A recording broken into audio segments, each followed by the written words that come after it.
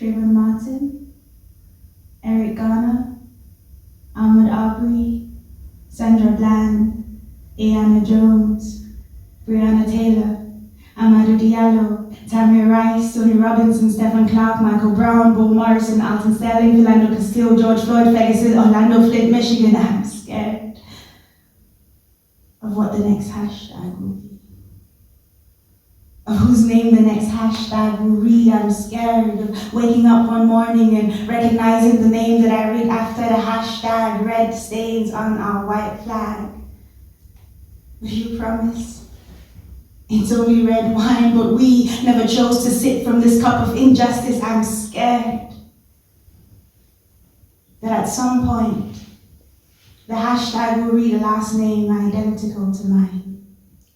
I get sick of the thought that next time it could be my brother, father, cousin, best friend, me. I get sick just thinking and hoping that this were all just a dream.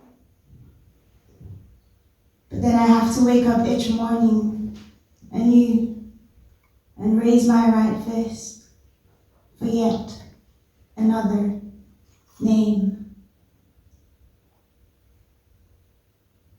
We don't play with fire, I learned growing up.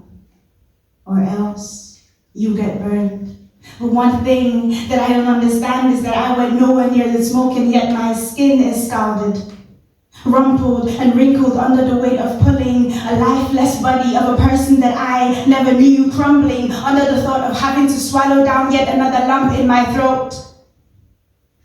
Forced to stay silent. While choking on tears, never wept for a loved one. He was a loved one and he couldn't breathe. Rest in power, George Floyd.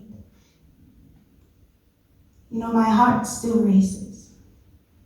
And censored motion pictures still flash before my very eyes.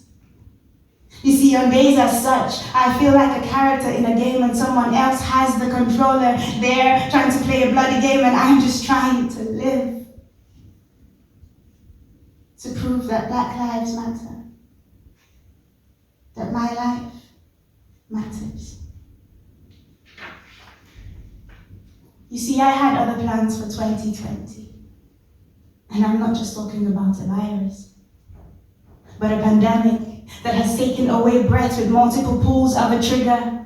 The pandemic with no vaccine in sight. You see, we're segregated in neighborhoods. We're quarantined and forced to stay put with pistols to the back of our heads, and our biggest offense is running, as though we haven't always been running. Or tell me why the fastest runner in the world is a Black brother. I'll wait. Because even before we learn to walk, we are taught to sprint like the wind. Because there's always something or someone chasing us, and so I jerk at the sound of every notification on my phone, and I wonder, is it yet another name and picture in the news?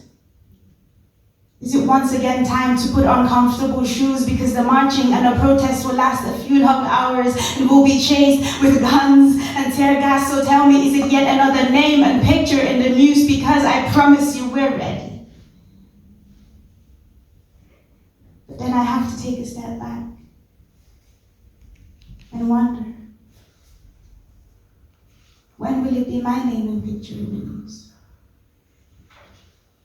And when it's time, will you march for me? Will you use all 7 of my names, or will just Precious do? Will you console my mother? Will you raise my children and teach my sons the way of the gun? Will you add my name to the already long list? Will I be lost amongst a pool of dead names? Will you say that I ran the righteous race? Will you know that I pleaded, not because I wanted to, but because I was given no other option? Will you remember my last words? I wonder, will it be